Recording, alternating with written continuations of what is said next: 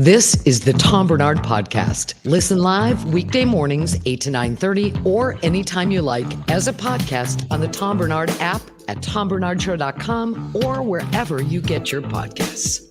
Liar. That's all I have to say. What's the buzz? Something happened in my life that I didn't think would ever happen, that I agree 100% with someone that I thought I would never agree with in my entire life. And I think it's because he dresses better than I do. John Fetterman and I agree on something. How's that possible? What is it that you guys agree on? Yeah. That chanting anti-Semitic bullshit in school is a horrible thing to be doing, and it shouldn't be allowed. Couldn't agree with him more. Anybody. I don't care if you're chanting anti-Palestine. I don't want you doing that either. Why don't you shut up and do your schoolwork and maybe learn something? What do you say? Right? Yeah, especially at school. Like, just focus, get your education done, and maybe protest after school. Death to America. Yeah, how about death to you if you don't shut up? How about that action? Take that home with you. No, but John Fetterman, and by the way, you missed the whole point of me saying he dresses better than I do. But, you know. Oh, yeah, well, we know that. Yeah, well, Yeah, it's just a given, yeah. I could see that he's on CNN in a hoodie. It looks like he's wearing a hoodie. He always is. Places where, yeah. Yeah, he always wears hoodies. I don't know why he loves hoodies so much. He's bald. Maybe he doesn't like being bald or something. I don't know. But I agree with him 100%. With his stroke that he had? Oh, losing his hair? No, I thought it was because he had a medical condition and then he had like a stroke or something. Oh, okay. And then that, like, it's more comfortable for him, so his body reacts to it better. I don't know. It was something along those lines. Well, like I said, he dresses better than I do. That's all I know. It's just a given, ladies and gentlemen. But yeah, I don't understand why any school allows anybody to chant against anyone. No, you're at school here. This is not, bringing your parents' bullshit into school with you, who your parents support and who they don't support. I don't want to hear death to America, death to Israel, death to Palestine. I don't want to hear any of it. Shut up. We're trying to solve a problem here, right? Yeah, and supporting one thing, I think, one cause shouldn't mean that you're, death to another group of people. Exactly. There are some people I'd love to kill, but I haven't. Oh, they don't even deny that. I like that. I mean, I'm sure everybody's got a list of at least one person that that they'd like to kill. Yeah, they're like, you know what, that guy, that random person that cut me off in traffic, May 8th, 2003. Good example. It's a good example. Yeah, if we could just cut back on all that hatred for just a bit, you think it'd be great if we didn't have hatred wasn't allowed for like a week? Yeah, I think that'd be awesome. Yeah, like the anti-purge concept, rather than having like a purge where you have one day of a bunch of crime, just 1 week of nobody can say anything negative about anybody else. I just don't. First of all, do you know how much energy it takes to hate anyone? I don't hate anybody. There are people I don't like. There are people I don't want to be around, but I don't hate them because I wouldn't waste my time hating them. Right? Right. It takes a lot of energy out of you to hate somebody. Calm down. I mean, have a good life. Watch Fallout because there's no violence in it at all. Got to watch that last night. Holy God. What'd you think? It's extremely violent, I will tell you that. Yep. There's no doubt about that. So far, I can't really tell if I'm going to like it or not. I think the acting in it is terrific. But you know what's funny? Catherine and I both thought, Leslie Uggams, the black woman in it, very, very famous woman. Yeah. For the first 15 minutes, Catherine and I thought it was Uhura. What was her name again? What was Uhura's name from Star Trek? What the hell was her real name again? I used to know this. But yeah, it's Leslie Uggams. It's not her. So it all worked out in the end. What the hell was her name again? Uhura, her real name. Remember she was making out with Captain Kirk. Remember that? That was a big deal on TV. A black woman making out with a white Nichols? guy. No, that's not it. Okay. I don't think. Uhura? Yeah, so it looks like she's been played by Nichelle Nichols, Zoe Saldana, but that's super new, so I doubt it's that. Yeah. Fusum Olgak and Celia Gooding. That's my real name. Fusum Olgak is my real name. How did they know that? Thank you very much. Maybe I'm right. Maybe it is Nichelle Nichols then. Yeah, I thought she's got the same kind of fro Yeah. in this picture that I'm looking at as the lady in Fallout. But that's Leslie Uggams.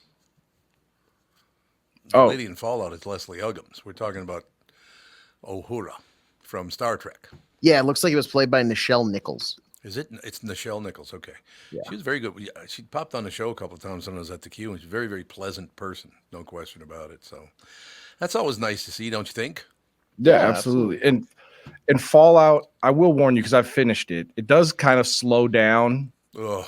a little bit at the last couple episodes, because mostly I think they're setting up for season 2. Oh, yeah. But it is a little tough to get through the last few episodes. Yeah, maybe I don't want to do that then. I slogging through. I got to be honest with you. I'll give you an example of what I mean by that.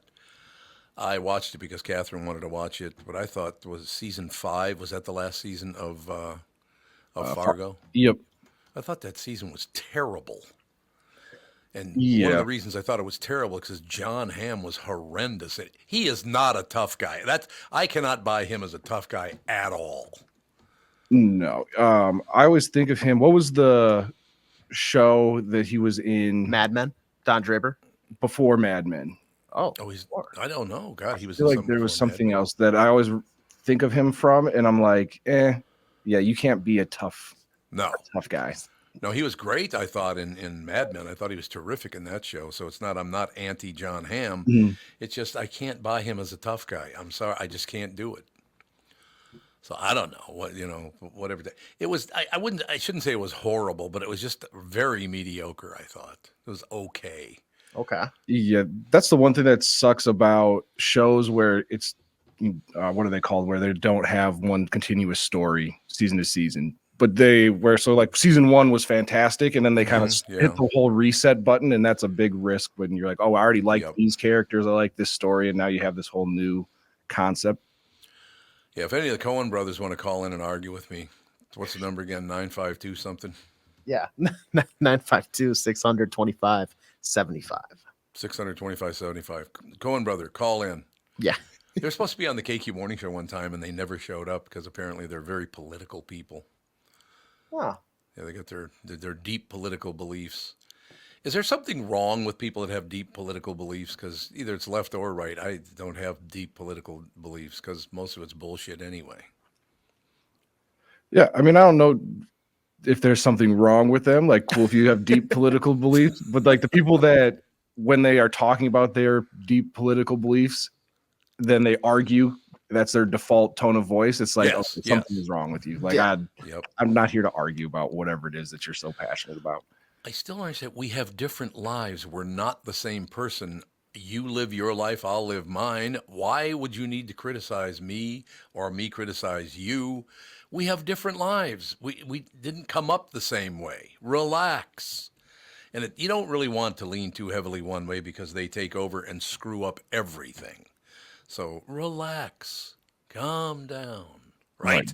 Right. Give it a week and your side will probably do something that pisses you off too. Yeah, exactly. It'll all work out in the end. Oh my God, did we come on time? Because that was a very quick 10 minutes if we did. Yeah. Maybe about a minute late. I bet you Joe in Louisville probably would let us know punctuality wise, but I think we were about right on top. So we're 2 minutes late. Is that what you're saying? Maybe. Yeah, see, there you go. I think we're 1, but whenever the show starts, it's right on time. After just a few months, I can read both of your tones knowing you're lying. That's all I have to say. Oh, yeah, it was right on time. Absolutely it was. There's no question. It's like, settle down, you couple of pills over there. All right, we shall take a break. Be right back. I did not check out. I did talk to Judd for the first 2 outs of the first inning, and then I just turned away. So I have no idea how the game turned out, but my guess is they got their ass handed to them yet again. That's my guess. But we'll find out right after this. When you go to a restaurant, you expect the chef to be an expert. Yes, I do. I'd like to not die from the food. You expect your auto mechanic to be an expert when it comes to fixing your car. Again, yes, I want them to be an expert because I don't want to get in head-on collisions because my steering doesn't work. See, the deal is you judge them both by the results of their work. I couldn't agree more. Josh Arnold is an expert in investments and planning your financial future. Josh Arnold is my expert, and he should be yours too. I talk to Josh every week, and he understands the market. He understands the economy. He knows how to plan for your retirement. So don't put it off another day. The man with your plan His name is Josh Arnold, good friend of mine. Call Josh now for no obligation 48-minute evaluation. You got nothing to lose, and you'll have an expert planning and managing your financial future. Call Josh at 952-925-5608. That number again is 952-925-5608. Investment services offered by Josh Arnold Investment Consultant, LLC Security Investment Advisor. Past performance is no guarantee of future results. All investments involve risk, of course. All comments and opinions are Josh Arnold's and do not constitute investment advice. Thomas Barnard is a paid endorser. Is that text you're sending so important that you missed your turn? Is that text you're sending so important that you ran the red light? Is that text you're sending so important you didn't see the ball coming onto the road or the child that followed? Hi, I'm Mike Bryant from Bradshaw and Bryant. When you take your eyes off the road for even 4 seconds, your vehicle travels 100 yards. That's the entire length of a football field. If you absolutely have to text, you need to pull off the road somewhere safe and do it from there. Texting and driving is against the law and can cause serious injury or even death to you and others. Now that is important. We hope you're never injured in a collision, but if you are, please contact us. Find Bradshaw and Bryant, personal injury attorneys at minnesotapersonalinjury.com. Going farther with Mike Bryant on your side, seeking justice for the injured. Bradshaw and Bryant. You know, I've been singing that jingle to Mike for about 20 years now. Let's take a second to talk about my bank. That would be North American Banking Company. You've heard me talk about them for a long time now. Mike Bilski's one of my best friends, as a matter of fact. Don't tell him I said that, though. When they opened in 1998, they made a promise to deliver a better banking experience for their customers, where you know your banker and they know you. While a lot has changed since 1998, this commitment to being a true community bank in the Twin Cities has not. So, if you're looking for a better banking experience, why not bank with my bankers at North American Banking Company? Go to nabankco.com or stop by any one of their 6 Twin Cities locations. Yeah, 6 of them. Member FDIC, equal housing lender. This is the Tom Barnard Podcast. All right, Judd's on with us. We got Tevin, we got AJ, we got Judd, we got Thomas B, and we got a team. Boy, do we have a team, Judd. You know that note I sent you early in the game last night? Yes, sir. It didn't get better. No. 11-3, they lost. Oh, God.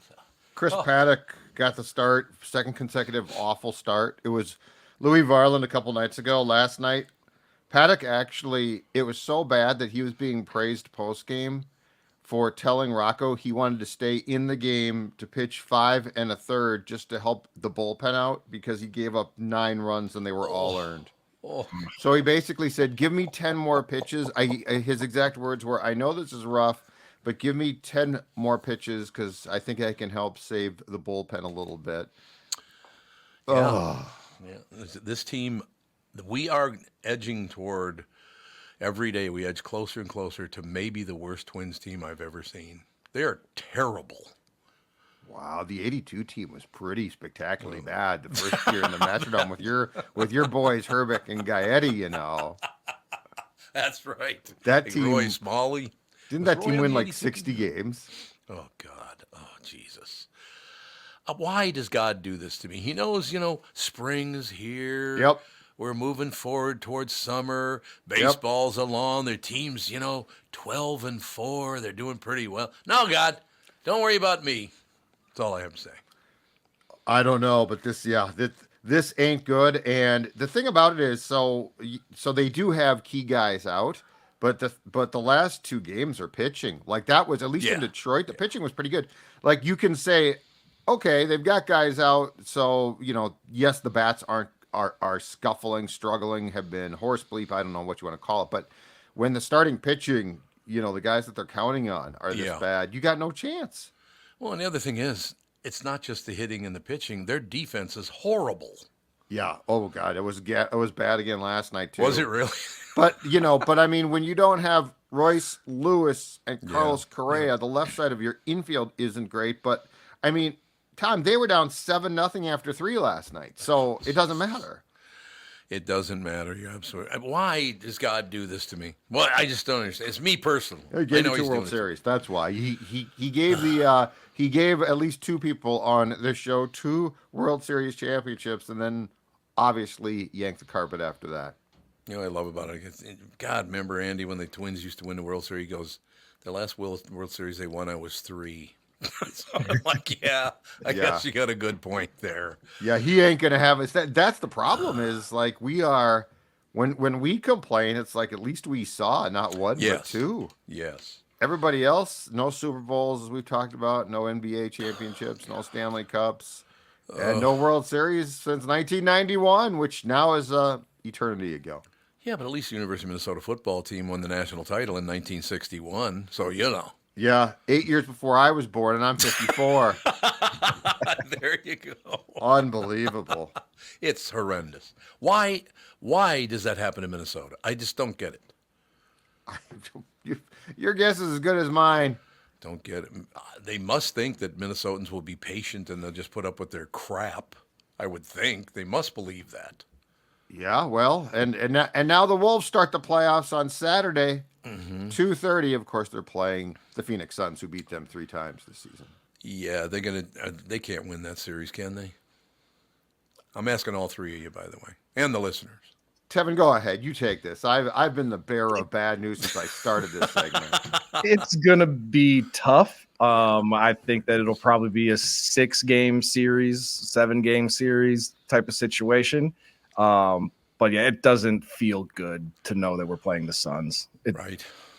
Like it feels kind of like a letdown. Like we did all this work to be number 1 in the West all year, and now we have to go up against freaking Kevin Durant and Booker and the Suns team who's just killed us by double digits every time we've played them. Not great. It is unfortunate. Although there is balance in life, because I was a Boston Celtics fan for years and years. The reason I started watching them is because Kevin McHale went from the University of Minnesota to the Boston Celtics. And how did God pay me back? I had to meet Kevin McHale, which is not a nice experience. I will tell you that. You ever met Kevin? A couple times, but not long. You know what? I'm surprised though, because McHale is a player. He's a great player. The media loved him too. Yep. Like he was the go-to quote, and like I'm surprised. I know when the Timberwolves went south, it got ugly with him. Yeah. Like he couldn't take the criticism. But I'm surprised that in your days being a Celtics fan, that you didn't love him personally, because everything I heard about him as a player when it comes to like the media was really positive. But since the Wolves went bad, he's basically fallen off the map. And I got to be honest with you, I did like him a lot when he was with the Celtics. He and Bird and Robert Parrish. I mean, God, look at that team. And the first few times I had lunch with Kevin McHale a couple times when I first met him. It was very, very pleasant. But then I criticized the team, and he got so pissed off at me, I never talked to him again. Oh, okay. And he wasn't even the head coach then. He was like some side guy or something. I don't even know what the hell he was doing. But yeah, when he got pissed off, he got very, very pissed off. Wait, so you criticized the Celtics, or you criticized the Wolves? The Wolves. Oh yeah, he didn't take that well. No, he did not. He had really thin skin, which is super weird because he played in Boston. I know. Like Boston, you gotta have, the East Coast, you gotta have thick skin, man. I was surprised by that. Yeah, I mean, Kevin McHale, you were a phenomenal player. I loved watching you play. You were on a great team and all the rest of it. But, man, you need to calm down. You're from Hibbing. You're not that big a deal, okay? You got it?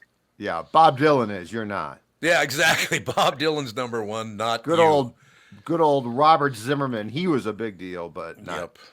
But, yeah, I was shocked at McHale because of how he acted. And, I mean, he was great. Like, he was great on TV. He was. Yeah, I thought so. Yep. I never expected that he would be that, like any criticism, he would turn on people. He'd get real pissed off about it. Doesn't like it too much. But look, you got to do what you got to do. But Kevin, I was a huge fan when you were a player. I loved you. I thought that team was phenomenal. You were great. I guess, I know it's hard to believe with me, but there are just some people that I don't mix well with.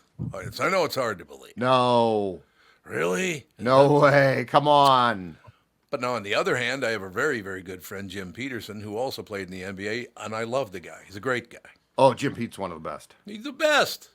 Jim Pete is the if I can draw the parallel here, he's the Louis of Minnesota basketball. Yeah, Just that's right. great guy. Everybody loves him. And he is as nice as it gets. He's a great. He came to my house in Golden Valley once, and in the kitchen we had one of those islands where you could sit there and have your breakfast or lunch or whatever. Yep. He walks up to the island and it came up to about just above his knee.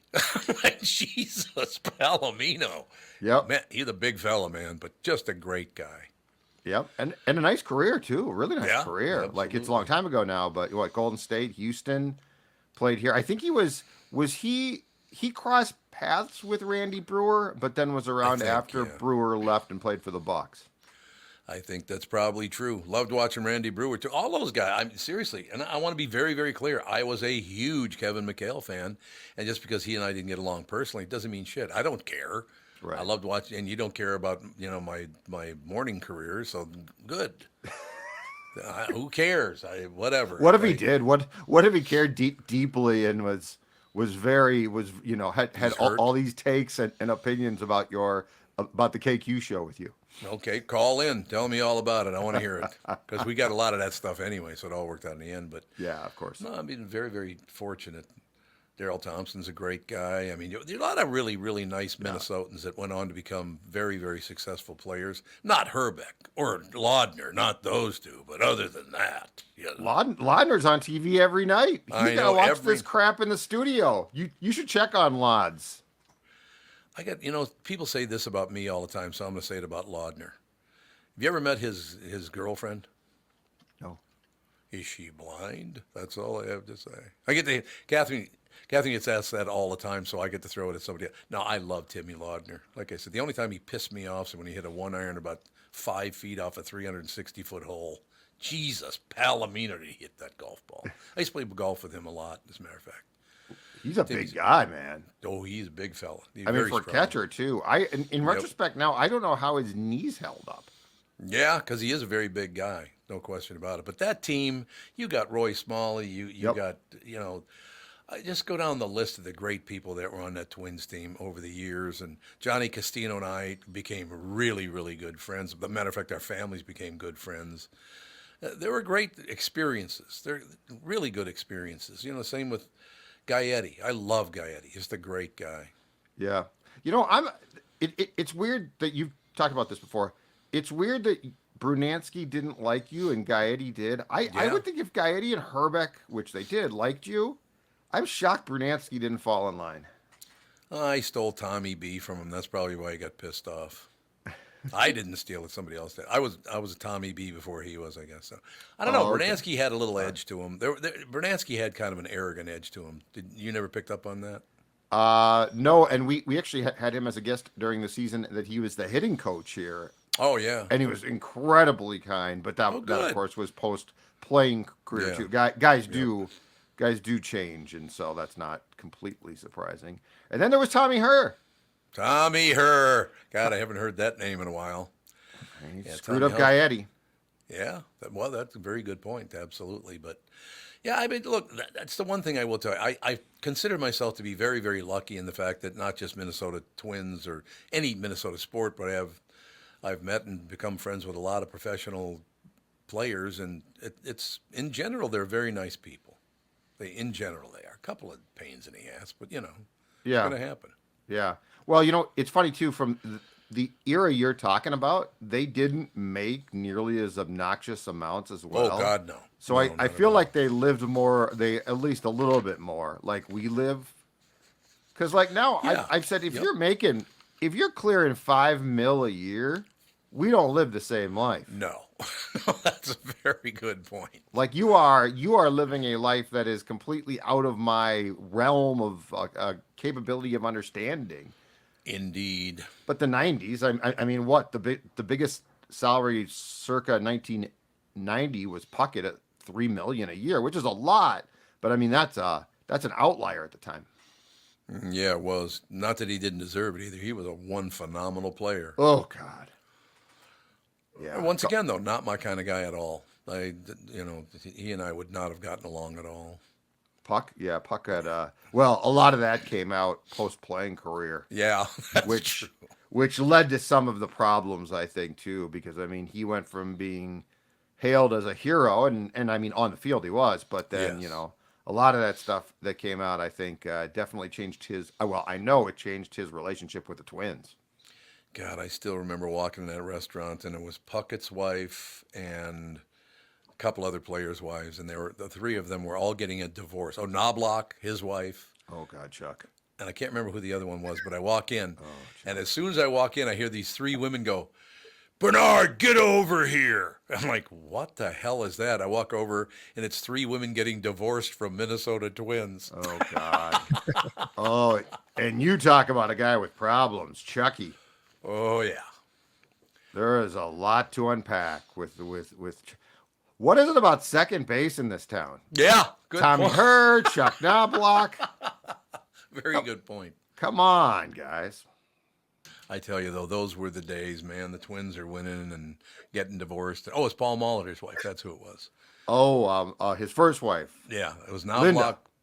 Yes, it was the three of them, and they all wanted me to sit down at the table so they could bitch about their husbands to me. Yeah, it was Linda Molitor, Tanya Pocket, right? And then Mm-hmm. was Chuck's wife's first wife Lisa? I think it was Lisa. That sounds right. Exactly. So I didn't want to get involved in the whole thing. I don't want to be involved in your divorce or any of that kind of stuff. But that was my role for a while. If there's something going on, let's tell Tom. He'll go after him. Like, oh, okay. Well, I hope you said I'm still going to root for the team. Ladies, all the best in the alimony. I hope you get as much as possible. But I'm not dropping the Twins because of this. No, that was never going to happen. There's no question about that. But yeah, some great times out there. All right, I know you got to go on to other endeavors. I'm sorry, Judd. I'd like to support you, but I just cannot watch the Twins right now. Afternoon game today, Tom. They want me to vomit. In Baltimore. Great city, by the way. A lot of people hate it. Underrated city. I like Baltimore a lot. You know what I love about Baltimore? Michael P. Jordan or Michael, what the hell was his name? Michael B. Jordan. Michael B. Jordan. The actor? Yes. I'm talking to him one time, and I said, no, what's the deal? What's better, the east side or the west side of Baltimore? And he goes, what do you mean? I said, well, is there one nicer than the other? He goes, no, man, it's all a ghetto. I said, the whole city's a ghetto. I've never been to Baltimore. It's one of the few cities in America I have never been to. Oh, the crab cakes. Oh, The seafood. The crab cakes they will change your world because we don't get anything even close to that in this state. You mean the fake crab that we get? Yeah, exactly. I mean, you are, Fells Point there. You are right on the water. Oh, it's great. It's fantastic. Hey, I'm telling you what, that team, the Baltimore Orioles, were just unbelievable Oh, back God, when yeah. I was a kid. Yeah. They were phenomenal. They're pretty good now, aren't they? Oh, they're very good again now, but Yeah. when you were a kid, Yeah. they were absolutely Brooks Robinson, Frank Robinson, Boog Powell. Oh my God, that was great. But yeah, and unlike us, they didn't tear down all of the history in there. No, they did not. Believe it or not. Camden Yards, man. Yep, I love it. All right. All right, young man, take off. We'll talk to you tomorrow. And come on, bring home a winner, Yeah. Judd. Yeah, perhaps you can watch them again if I do. Talk to you guys later. Bye. Thanks a lot. Take it easy. Ladies and gentlemen, we'll take a break. Be right back in a couple of minutes. Chris Egert joins us right after this. Tom Barnard here for Livia Weight Control Centers. Now's the time to get a jump on summer. What I mean by a jump on summer, of course, is getting in good shape so you can wear like a T-shirt instead of a jacket to cover up the lard or whatever. You could lose up to 20 pounds or more in your first 8 weeks the Livia way. When you join Livia, you'll receive a personalized and doctor-recommended program. And by the way, it is tailored to your unique needs. It's not just the same diet for everybody. I'm experiencing it. It works great. You have unique goals, you have unique needs, the lifestyle, that kind of thing. Livia's amazing team of registered dietitians and nutritionists will guide you every step of the way. Join Livia today and get your first 8 weeks free. So here's the deal. I've lost 11 pounds so far, which I'm happy. You know, it's kind of interesting with that. I walked 9 miles yesterday, walked 9 miles, ate the plan the way I was supposed to, and I actually gained 0.2 of a pound. That's what life does to you. So don't get upset by that kind of crap because it'll come off today. I couldn't have reached my goal without their help. I know that's a fact, but, I talk to Beth every day, Carol, Heather, you go down the list of people, Paulie. Join Livia today and get your first 8 weeks free. Visit Livia.com. That's LIVEA.com or 855-GO-LIVIA. And Livia is now offering GLP-1 medications. quiet the food noise, and see accelerated results by summer. Visit Livia.com or call 855-GO-LIVIA. Start your weight loss journey now and get a jump on summer the Livia way. Hi guys, it's Chris Egert from Channel 5 Morning News, along with my friends Megan Newquist and Ken Barlow. In the morning, we pride ourselves on sharing people's stories. I've been lucky enough to be part of this 5 Eyewitness News morning team for more than a decade now.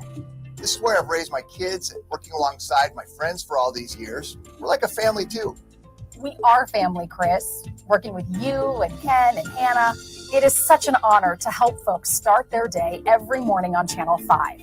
We get to catch people up on the news that's happening, and Hannah is here to keep an eye on the traffic around town. And when it comes to weather, I know people rely on me to plan their day and get their family out the door. Over the last 10 years, there are so many memories and so many laughs. I just love sharing the forecast alongside you guys. I feel the same way, Ken. To all you who start your day with us here on Channel 5, we think of you as family too. Thanks for turning on 5 Eyewitness News in the mornings. He's actually grateful. Do you believe that? I don't know if I can buy that or not. I'll ask him in a couple of minutes, or about 1 minute. Mike Lindell, the MyPillow employees, want to thank my listeners for all your continued support. And to thank you, they're having an overstock clearance and new product sale. It's going on right now for the best prices ever when you use promo code TOM. That's T-O-M. Remember, I got to lean heavily on that because it's a very big deal now. You got to use promo code TOM. That's all. I've been told that anyway. And you get free shipping on your entire order. Get 50% off the MyPillow 2.0. Also get 50% off the brand new flannel sheets that just arrived and won't last long. 6-pack towel sets for only $29.98. Take advantage of the free shipping on larger items such as, let's say, mattresses or mattress toppers, that kind of thing. 100% made in the USA, and it's on sale for as low as $99.99. Matter of fact, everything's on sale. The brand new kitchen towels that have the same technology as the bath towels that actually absorb, dog beds, blankets, couch pillows, and a lot more, so much more. To get the best specials ever, go to MyPillow.com, call 800-516-5146, use promo code TOM, and you get free shipping on your entire order. So call 800-516-5146 or go to MyPillow.com and use promo code TOM. You're listening to the Tom Barnard Podcast. We are back, ladies and gentlemen. Channel 5's Chris Egert is brought to you by Mr. Money Talk, Josh Arnold. Call Josh today for your free 48-minute evaluation, 952-925-5608. The hell are you looking at? The color's weird on my shot today. Yeah, you look kind of orangey. Kind of Very warm lighting. It is warm lighting. You're absolutely right. Let me blast some fluorescent right on there. What are you doing? Boom! Oh, there you go. There he is. Boom, That's a little harsh. lacka. I don't know if that's better. Anyway, sorry. Still too harsh? Whatever. No, you're not orange anymore. You're Somebody comes pinky. in here and they rearrange this room every freaking day, and it's so irritating to me because I'm the only one who consistently uses this as a broadcast studio, and other people come in here and act like they run the place. I understand that. You should try working in the same Studio A in radio after like 6 people before you were there. Before you got there I in the know. morning. Radio studios are so gross. Horrible. Yeah, and they're like the microphone, and you're like, there ain't enough Lysol in the world to make this freaking windscreen clean, or the what do they call the foam thingy that goes over it? It's a Pop windscreen. filter. Windscreen. What is it? Pop filter also is Pop what it's filter. Okay. A pop filter? Yep. Did you ever have you work with somebody who left a little ass juice on the seat when they got up? Because I went through that once. You did too, really? Oh God, it was horrible. You'd have to wheel the chair out of the room. Yeah, and it's Yeah. like, think how nice it would be to work from home, where you know that the boogers and stuff that are on your keyboard are like, at least you know it's your own family's, and it's not some. God, people are so disgusting. God, I'm just thinking about booty juice again. Joe Biden, booty juice. That was pretty funny. That was very funny, actually. But yeah, we had a guy we worked with, and he would leave a landing strip on that chair every time. So you wheeled her into the corner and got the new chair, and we're ready to go. Yeah. Yeah, it's not. Just for that alone, office furniture should be replaced every like 5 years for that very thing that you just stated. And you know, most places the chairs are probably more like 10, 20, 30, 40 years old. Right? 40 years old. They don't even have wheels because they weren't invented yet. Right? That kind of deal, yes. Yeah. What the hell. In any case, Mr. Egert, Yo. twins suck. We just throw that out Yeah, there. we were just talking about that this morning on the morning news, and it was like how quickly it's gone from opening day, woohoo, to like, oh Yeah. God, are they even? Are they still playing? They were in Baltimore, right? They were indeed. Yeah, I heard Judd's visit Baltimore, getting a check from the city of Baltimore Yeah. Chamber of Commerce. Man, wow. Yeah, I understand exactly what you're talking about. It's just, that's one of the few cities left in America. I've never been to Baltimore, and I I've never don't been know why. either. I've never been either. Tevin, have you been? I have not, but Judd has said the only nice things I've ever heard about Right. Baltimore. So I mean, all I heard him say was the crab cakes are really good, which that makes sense. I mean, I would expect that there, right? yeah. Yeah, oh God, yeah, crab cakes there, absolutely. It's kind of like, some of the other good stuff like the shrimp and that kind of deal. Right. You got to be in the right. And of course, Boston lobster is horrible. Oh Yeah, my well. God, is it good? Man, the one time I went to Boston, it's a long story that needs to be told, not on these airwaves, but I went to Boston, only ended up staying there a couple of hours. Really? And I so wanted to have a actual freaking real Bostonian cup of chowder. Oh God. And the crap I ended up eating was like the airport at 10 o'clock at night. Oh, yeah. It was like Elmer's glue with some, bits of. So disappointing. I love it when they lay on the act because Kristyn Burtt is from Massachusetts. Is she? Yeah, she's Massachusetts. So she loves to talk about. And I love Boston. Boston's a wonderful place. You know why I love Boston? Because the people are real. Like, what the hell are you looking at? I love that when they do. Yeah, that kind of stuff. I dig the Boston vibe. I I do do like too. that. I do as well. There's no question about it. And it is weird walking down the streets like, oh, look, that's Paul Revere's grave. I'm like, Right? what? What the hell?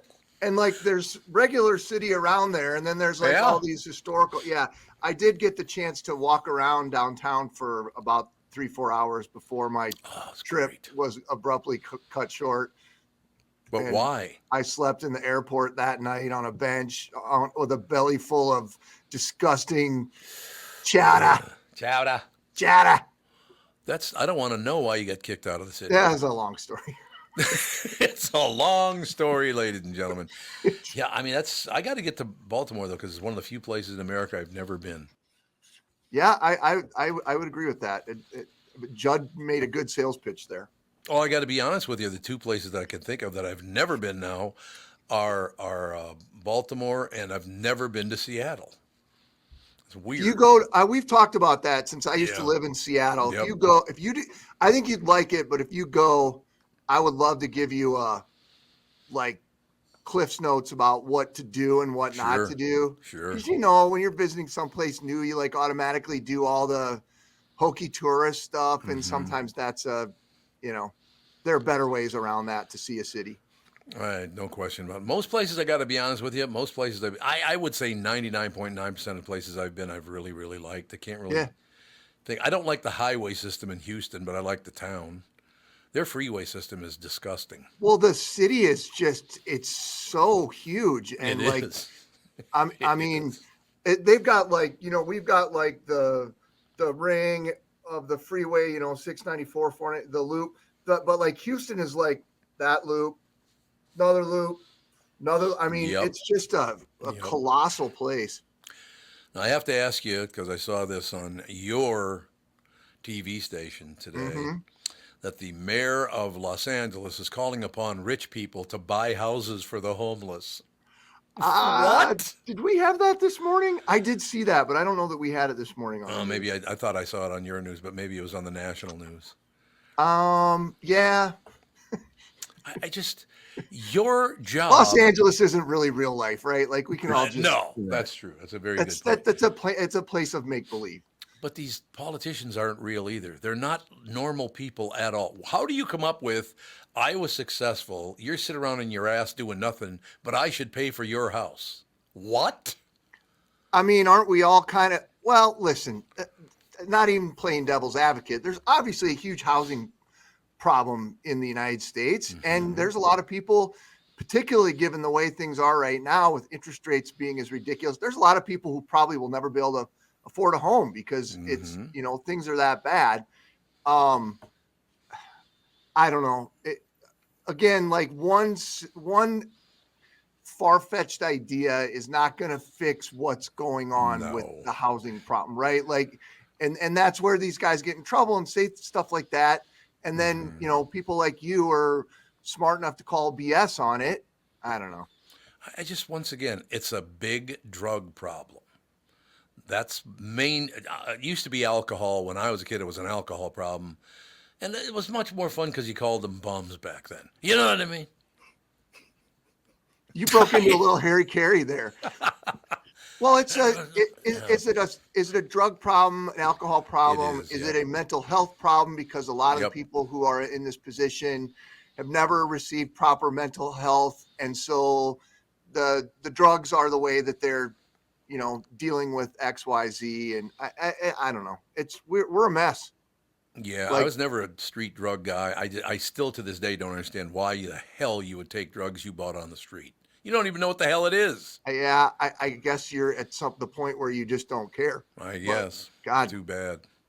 Somebody was just, Hannah was talking the other day about Matthew Perry. She just got done reading his book. Oh, he did an audio book and was talking about when his drug problem was the worst and the amount of drugs that he was taking. And this is somebody who had means, right? But was still going into open houses while he was on Friends and taking medicine out of people's medicine cabinets. I mean, that's insane. It's a guy that has everything. Had everything. I thought he was very talented. I thought he was funny. I really liked the guy. Never met him in person, talked to him on the phone a couple of times, but nice enough guy. It was very, very sad. No question about it. It is. But that is what drug addiction will do to you, ladies and gentlemen. I never had any desire to. These people pop. Hey, where'd you get though? It's a White Cross. How do you know it's a White Cross? That's right. Like you don't know what that even is. And particularly now, I mean, that was back in the day. Now with the fentanyl, everything's got freaking the potential to be laced with fentanyl, and you take the wrong thing, like you're dead. Oh, one time, first time you take it, if you get the wrong thing, you're dead. You're done. Yeah, don't do it. Stay the hell away from street drugs. Whatever. Your dad can't be that big a prick that you'd risk dying. Is most drug addiction because of Look at you dying. Look at you playing a little Sigmund Freud there. Tell me about your father. Tell me about your father there. No question about it. But it's the whole thing is very, very sad. But and again, if the people in Los Angeles, the ultra rich, want to buy houses for the homeless, good for you. I'm happy for you, right? Well, I mean, if they're not buying them directly, they're buying them with their taxes. I can guarantee that's true. That. That's a good point. That's a very, very good point. Yeah, because tax day was Monday, and wasn't it great? That was very convincing. Yes, the visual on that was really good. I'm working 6 extra jobs, including the Tom and Art podcast, so I can pay more money in. That's awesome. Local rates only now up to 15%, or it's going I up to don't 15%. know what it is, but it's freaking ridiculous. It's pretty big. All right, Pally, get off your ass and do some television. I'm gonna go eat cheese balls. Honestly, is that we have a cheese ball segment on the show today. It's National Cheese Ball Day. Like yeah, no, like something your grandma makes to bring to Thanksgiving dinner for the appetizer. The dip and the crackers in it. Yeah. That kind of cheese ball. Yeah. So that's the other exciting. cheese balls. I love the other cheese balls because if you go to Costco, you can buy a 55-gallon drum of them. It's hilarious. Oh my God, the one at Fleet Farm is even bigger. You can buy a barrel of those suckers at Fleet Farm, man. I love it. I just love that stuff. All right, Pally, we'll talk to you tomorrow. Have a good day. Bye. Thanks a lot. Ladies and gentlemen, Channel 5's Chris Egert, brought to you by Mr. Money Talk, Josh Arnold. Call Josh today for your free 48-minute evaluation, 952-925-5608. We shall take a break. We'll be right back in a couple of minutes. We'll be schmoozing right after this. In addition to having the best selection in town, K&L Surplus and Ammo also can help you sell your firearms safely and worry-free. Very, very important. You've inherited a collection of firearms from a loved one, don't know what to do with them, or if you have guns you're no longer using, Call Jim at K&L Surplus and Ammo. Jim can help you sell those firearms safely and through consignment and auction. I know Jim. He's an extremely knowledgeable guy, great guy too. Will help you get top dollar, which is very important, of course. He will help you explore all the options and take the work and stress off of your shoulders. K&L Surplus and Ammo is on Lake Drive in Lina Lakes and open Tuesday through Saturday. You can also visit them online at www.klgunstore.com. The past several years have been the craziest in the history of the car business. The pandemic, supply chain, and chip issues, all causing extreme inventory shortages that led to, well, predatory pricing. Some dealers charge thousands of dollars over MSRP. We never played that game. I'm Jim Paul of Valley Buick GMC. We knew that would leave a bad taste in a customer's mouth. More importantly, from an integrity standpoint, it was just wrong. So what about the current market? You know, inventory and pricing. Valley has their best inventory in years. Really all the Buick and GMC models. Even the previously hard-to-find Yukons, HD pickups, and Hummer EVs. Plenty of deep discounts. Many with factory rebates and low-interest financing. Then it's a good time to buy? It's a great time. We're welcoming our previous customers back, as well as anyone else that felt the treatment just didn't feel right the last time somewhere else. Valley Buick GMC in Apple Valley and Hastings or valleycardealers.com. Car buying without the bad aftertaste. When you go to a restaurant, you expect the chef to be an expert. You expect your auto mechanic to be an expert when it comes to fixing your car. You judge them both by the results of their work. Josh Arnold is an expert in investments and planning your financial future. Josh Arnold is my expert, and he should be yours too. I talk to Josh every week, and he understands the market and the economy, and he knows how to plan for your retirement. Don't put it off another day. The man with your plan is Josh Arnold. Call Josh now for a no-obligation 48-minute evaluation. You've got nothing to lose, and you'll have an expert planning and managing your financial future. Call Josh at 952-925-5608. That's 952-925-5608. Investment services offered by Josh Arnold Investment Consultant, LLC Security Investment Advisor. Past performance is no guarantee of future results. All investments involve risk. All comments and opinions are Josh Arnold's and do not constitute investment advice. Tom Barnard is a paid endorser. You're listening to the Tom Barnard Podcast. You are indeed, ladies and gentlemen. Great job this morning by Judd, by Chris Egert. I mean, got Kristyn Burtt coming up in about a half hour, something like that. Yeah. Maybe a little more than that, but not much more than that. I got to ask you a question. Okay. End of an era, reclining airplane seats are being phased out. Why? Like, are you talking about just the standard where it goes back like a little? I guess, or is it yeah. a fully reclining, like in first class type of situation? Well, I'll read the story. We'll find out together. What about that action? Right. There are two schools of thought on reclining seats on airplanes. You either think that they're one of the few options for comfortable, for comfort available, or you think they are way more trouble than a few inches of recline are worth. I've never had anybody recline so much in front of me that it bothered me. That's never happened to me. So I don't know if I just don't care or if they didn't do it. I mean, me being a little bit taller, I've had it where they recline and it's a little bit uncomfortable, but I mean, I feel like it's just one of those things you have to deal with. I've had it where, because they have the screens now in the back of the seat in front of you to oh yeah, if you want to watch a movie or something. When they recline, it's now facing like your knees, like so it's it impairs you watching and like enjoying the flight more. Yep. One of my favorite airline stories of all time, reclining seats and all the rest of it. I had a friend, Craig Weiss, who's no longer with us. Matter of fact, died very young. But he was on a flight, and he had not slept all night. He was like he wrote some of the greatest commercials. Jim Paul's Valioles. That Craig was his writer for many, many years. Did a great job. So Craig is going from, I think he was coming back home to Minnesota from Los Angeles. Mm-hmm. And he had been up all night working with, people trying to get the commercial they wanted and all the rest of it. So he said, I got on the airplane and I'm just tired as hell. So I kind of just laid my head back on the chair, on the seat. He said, you wouldn't believe what I woke up to. And I said, what do you mean? I wouldn't believe what you woke up to. And he said, all of a sudden I hear, What do you want? What do you want? He said he woke up and he had his hand on the guy's shoulder and his head on there too. He didn't even know he was doing it. He was laying his head on the guy's shoulder and had his hand on his like right titty.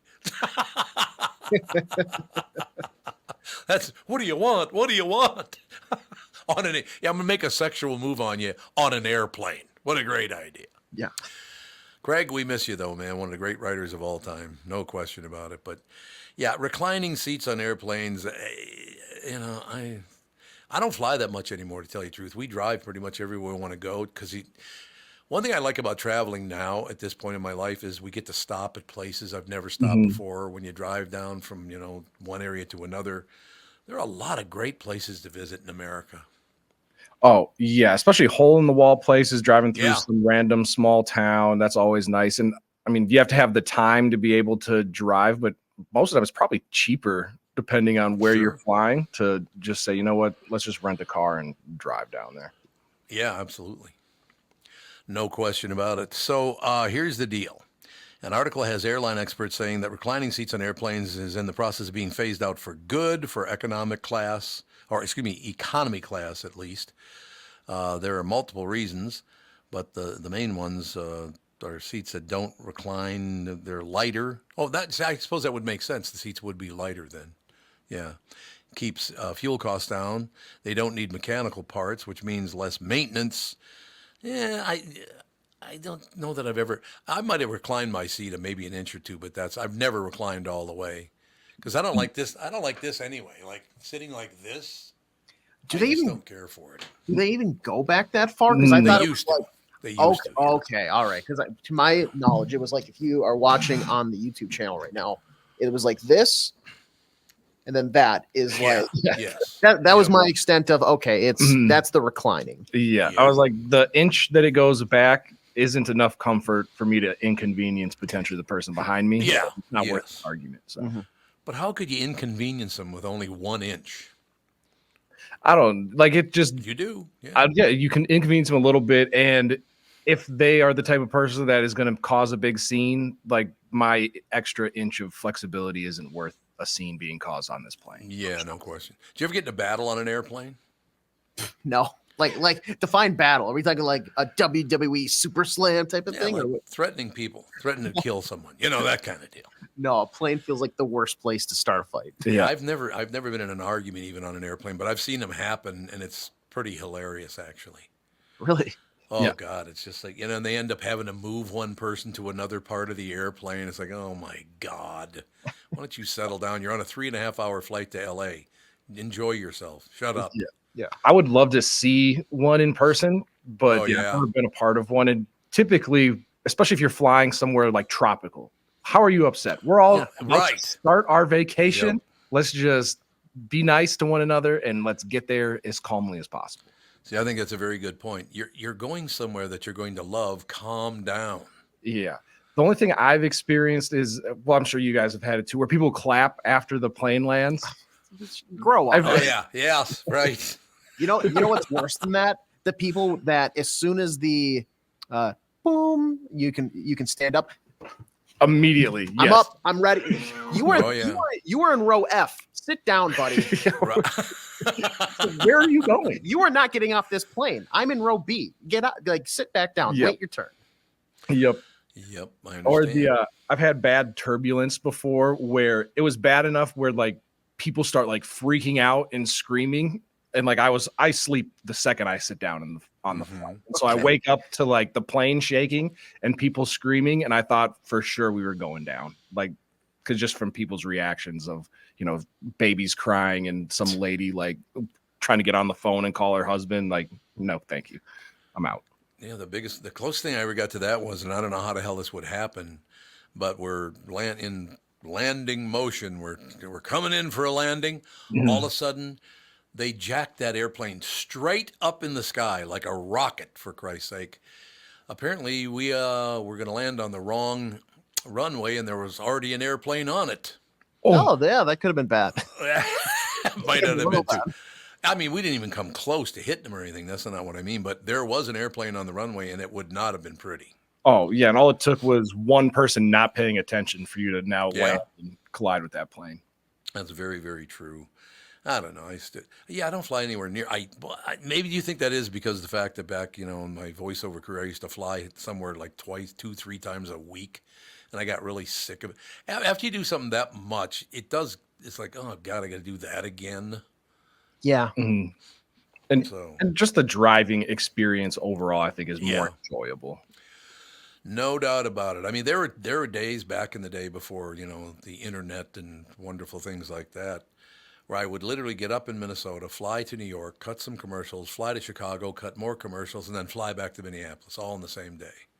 That's a lot of moving around, man. Yeah, that is so wild. And now, like, to think about it today, where now you can just rub the sleep out of your eyes and crack the microphone and email whoever you need to, or Zoom conference whoever you need to.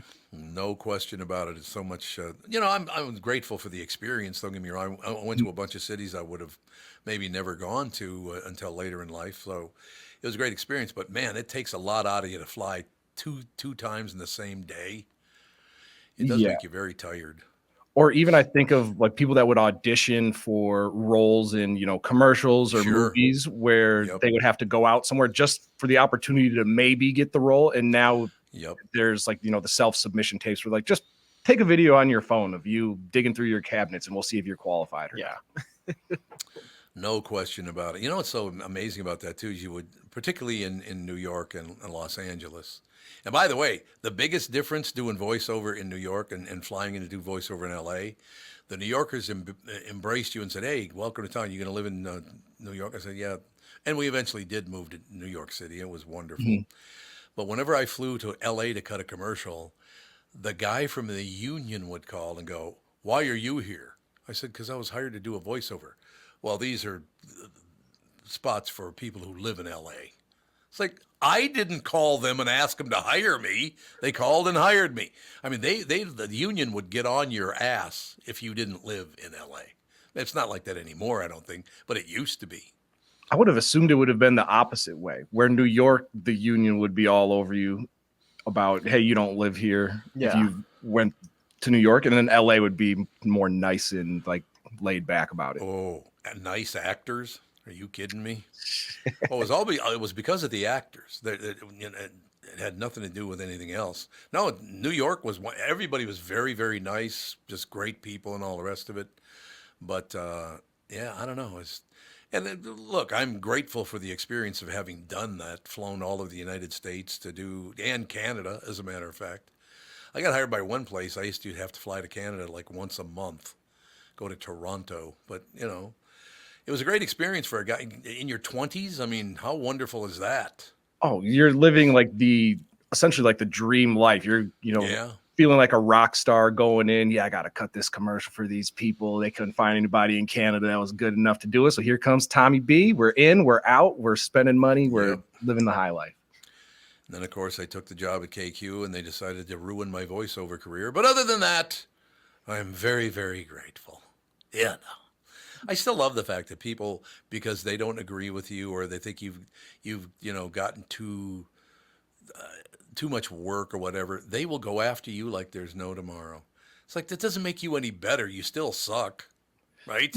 Yeah, and it's probably changed the way too that people hire now, because they go, well, we would love to hire you, but we know that somebody is going to dig into something you said, and so we just can't take the risk.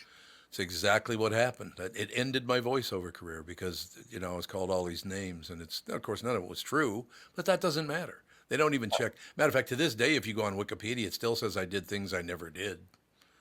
It's just unbelievable. I should sue them, don't you think? Can you get any money? Wikipedia? Probably not. Oh, because I feel like it's a public, like, because I can just go on there and change anything. Like for... Oh, can you? For years, I was the Madden champion of like 2007 because one of my friends went on and changed it. Well, so that's good. Yeah. Having a change, but no, it's a great experience getting out there, mixing things up. And I got to be honest with you, other than the freeway system in Houston, I've loved every place I've ever been.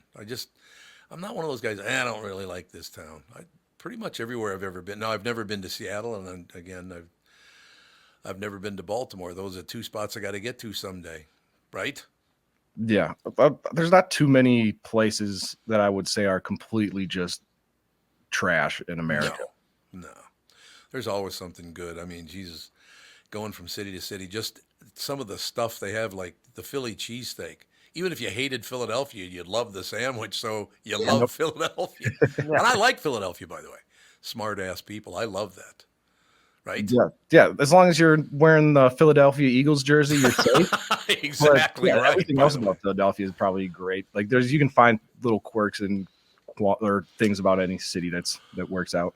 You are right about that, though. You do not want to wear anybody else's jersey. That's not a good idea. No, you see videos all the time, and I'm like, at this point, stop going to the games. Yeah. Why are you doing that to yourself? You know what the outcome's going to be. Yep. No doubt. Well, matter of fact, I watched the first, I guess about the first 15 minutes of the Twins game yesterday, and they suck so badly I stopped watching. But there was a guy in top to bottom Twins uniform. He had the hat, he had the jersey, he had it all, man. And nobody was bothering him. You do that in Philadelphia, not going to go too well. Yeah, I wonder if they're like that for all their sports, because baseball is such a laid back. Yeah, true. Yeah. You would think, oh no, I've seen videos of them conversing is the word I'll use with the opposing pitchers getting warmed up in the bullpen. Oh yeah, not very pleasant. Not very pleasant. No. Yeah, you know, there's a line that was yelled by Harvey Cancer Mouth Brown. You guys ever heard of Harvey Cancer Mouth Brown? That's a heck of a nickname. It's a hell of a nickname. I cannot tell you what he once said to Jim Rice. It had nothing to do with well, it did do with race, but not being black. It had something else to do with race. Where does Rice come from? I'll just leave out the people, because he used the actual people themselves. Mm-hmm. Hey, Jim Rice. How do I know that? That's right. It comes out of like Eastern Hemisphere assholes. Really? That's your take on the name Rice, is it? I think the greatest line I've ever heard yelled at a sporting event was a high school basketball game. Uh-oh. There was a kid that he had a very sweaty butt situation going on. And he's shooting free throws at the opposing student section because he had an afro as well. And so it's like dead silent in the gym. And some kid yells out, "Hey, number 33. Why don't you take that hair off your head and dry your ass?" the whole gym just erupts in laughter. Well, it's a good point. It was like, be funny if you're going to yell something. Yeah. I have a question for you. Why do some people have such sweaty asses? I don't have a sweaty ass. I don't know. One of my good friends in high school, he just was a sweaty person. He would play basketball at recess and it looked like he played a full out NBA game. I wonder what that is, why some people sweat more than others. Now, overactive glands, puberty probably has something to do with something. Good point. We got to take a break. Be right back. We'll schmooze a little bit, and then we get to welcome Kristyn Burtt to join us a little bit after that. We'll be right back right after this. Hello, I'm Brad Huckle, President and Chief Lending Officer at North American Banking Company. And I'm Michael Bilski, CEO at North American Banking Company. As a locally owned and operated community bank, we work with many multi-generational businesses. Take Personal Care Dentistry of Roseville, for example. Dr. Walter Hunt, also known as Painless to me, has been a longtime customer of the bank since we opened the bank in 1998. When his son Kyle was ready to join the practice, they wanted to expand quickly. With their additional space and equipment, they now are able to see more patients each day while providing the same level of care and service. Okay, guys, I'll take it from here. If you run a family business or any kind of business for that matter, you should be banking with Brad and Mike over at North American Banking Company. Every time I deal with them or their team, I know I'm working with experienced professional bankers. So why not bank with my banker? North American Banking Company, a better banking experience, member FDIC, equal housing lender. Is that text you're sending so important that you missed your turn? Is that text you're sending so important that you ran the red light? Is that text you're sending so important you didn't see the ball coming onto the road or the child that followed? Hi, I'm Mike Bryant from Bradshaw & Bryant. When you take your eyes off the road for even 4 seconds, your vehicle travels 100 yards. That's the entire length of a football field. If you absolutely have to text, you need to pull off the road somewhere safe and do it from there. Texting and driving is against the law and can cause serious injury or even death to you and others. Now that is important. We hope you're never injured in a collision, but if you are, please contact us. Find Bradshaw and Bryant, personal injury attorneys at minnesotapersonalinjury.com. Going farther with Mike Bryant on your side, seeking justice for the injured. Bradshaw and Bryant. Mike Lindell and MyPillow employees want to thank my listeners for all your continued support. To thank you, they're having an overstock clearance and new product sale right now for the best prices ever. When you use promo code TOM, you get free shipping on your entire order. You get 50% off the MyPillow 2.0. Also get 50% off the brand new flannel sheets that just arrived and won't last long. 6-pack towel sets for only $29.98. And take advantage of the free shipping on larger items such as mattresses and mattress toppers. 100% made in the USA, on sale for as low as $99.99. Everything is on sale, from the brand new kitchen towels that have the same technology as the bath towels that actually absorb dog beds, blankets, couch pillows, and so much more. To get the best specials ever, go to mypillow.com or call 800-516-5146. Use promo code TOM, and you can get free shipping on your entire order. So call 800-516-5146. Go to mypillow.com and use promo code TOM. This is the Tom Barnard Podcast. We are back, ladies and gentlemen, just about 5, 6, 7, 8 minutes away from Kristyn Burtt coming on and ruining the show. No, wait a minute. Are we on? Yes. Hot mic situation here going. Hot mic, man. Okay, two things. I'm just going to do the headline on one, and then the other one I don't understand at all. Okay. Mm-hmm. Number one, it's National Banana Day, and 29% of Americans will eat them green. Why would you ever eat a banana when it's green? That seems way too high. Yeah. Oh, Jesus. Is it 25%? 27 or 29, excuse me. Jeez, people. Why would you eat a green? Aren't they hard as a rock? I don't think they're hard as a rock, but it's like. Well, they're not. Okay. I think they are a little bit harder, and then they really? also but it also has like a, I don't know, it's like a bitter taste. I don't know if that's the right. Ish. It doesn't taste good. Oh.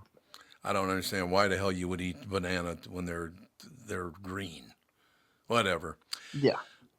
This next one, I have no idea how you would find this out.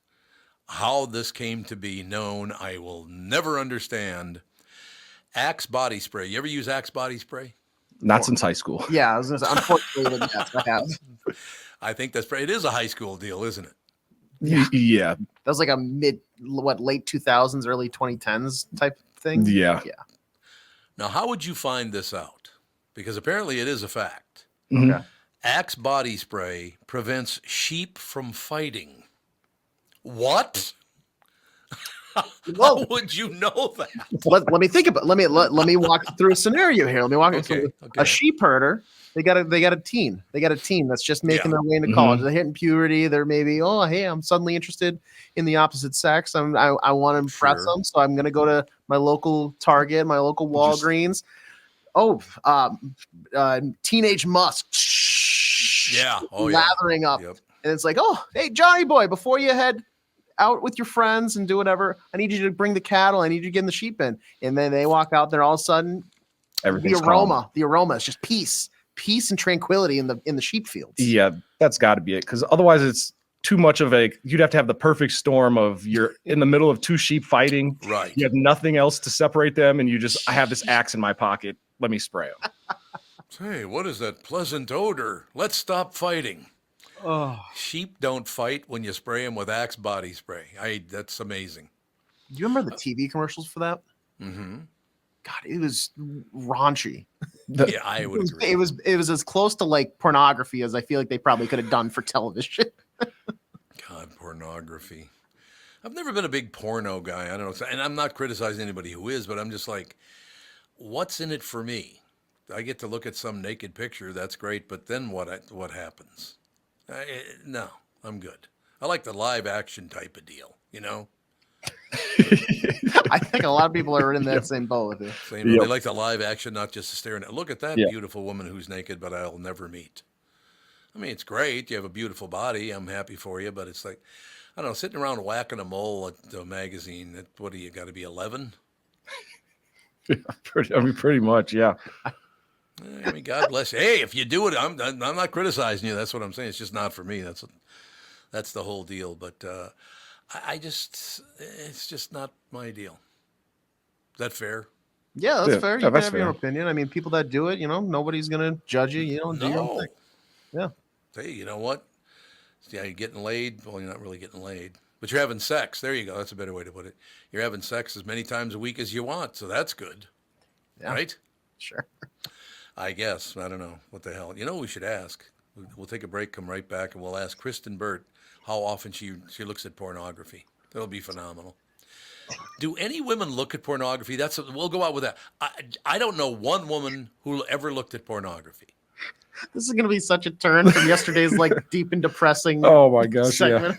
yeah. Exactly. We're gonna light the lamp, man. We're gonna have a hell of a good time, and I don't want her lying because I know you're listening right now, Kristyn Burtt, because you always do. So don't try to hide the fact you're deep into the porn industry. Not as an actor, but as a reader. Does she cover like the AV? What is it, like the AVN or whatever, like the porn championship show, like the Emmys? Oh for yeah, porn? that's right. Does she cover those? She's in like the back green room right now, but she just put in our like studio chat. OMG. Did she really? Probably. We'll take a break. Be right back. Kristyn Burtt, KB2. We'll talk all about her love of pornography right after this. When you go to a restaurant, you expect the chef to be an expert. You expect your auto mechanic to be an expert when it comes to fixing your car. You judge them both by the results of their work. Josh Arnold is an expert in investments and planning your financial future. Josh Arnold is my expert, and he should be yours too. I talk to Josh every week, and he understands the market and the economy, and he knows how to plan for your retirement. Don't put it off another day. The man with your plan is Josh Arnold. Call Josh now for a no-obligation 48-minute evaluation. You've got nothing to lose, and you'll have an expert planning and managing your financial future. Call Josh at 952-925-5608. That's 952-925-5608. Investment services offered by Josh Arnold Investment Consultant, LLC Security Investment Advisor. Past performance is no guarantee of future results. All investments involve risk. All comments and opinions are Josh Arnold's and do not constitute investment advice. Tom Barnard is a paid endorser. Hi, guys. It's Chris Egert from Channel 5 Morning News, along with my friends Megan Newquist and Ken Barlow. In the morning, we pride ourselves on sharing people's stories. I've been lucky enough to be part of this 5 Eyewitness News morning team for more than a decade now. This is where I've raised my kids and working alongside my friends for all these years. We're like a family too.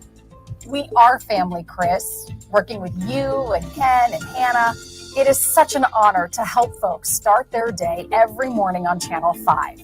We get to catch people up on the news that's happening, and Hannah is here to keep an eye on the traffic around town. And when it comes to weather, I know people rely on me to plan their day and get their family out the door. Over the last 10 years, there are so many memories and so many laughs. I just love sharing the forecast alongside you guys. I feel the same way, Ken.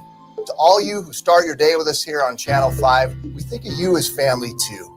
Thanks for turning on 5 Eyewitness News in the mornings.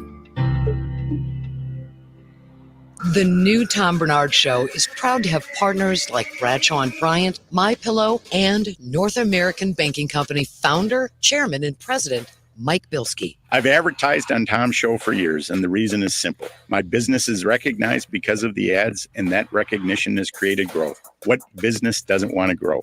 I highly recommend the Tom Barnard Morning Show for your advertising. Grow results for your business by partnering with the Tom Barnard Show. Visit TomBarnardShow.com, keyword partner. You're listening to the Tom Barnard Podcast. Oh, is that how we're going to start off the segment, by shaking your head? Is that the plan? That's the plan. Kristyn Burtt Entertainment News brought to you by North American Banking Company. Go to nabankco.com to learn more. Member FDIC, equal housing lender. So I was trying to think of one woman that I know that kind of looks at pornography, and I don't know any. Women don't look at porno much, do they? Probably all of them do. They actually do look at it? Yes. Really? Yes.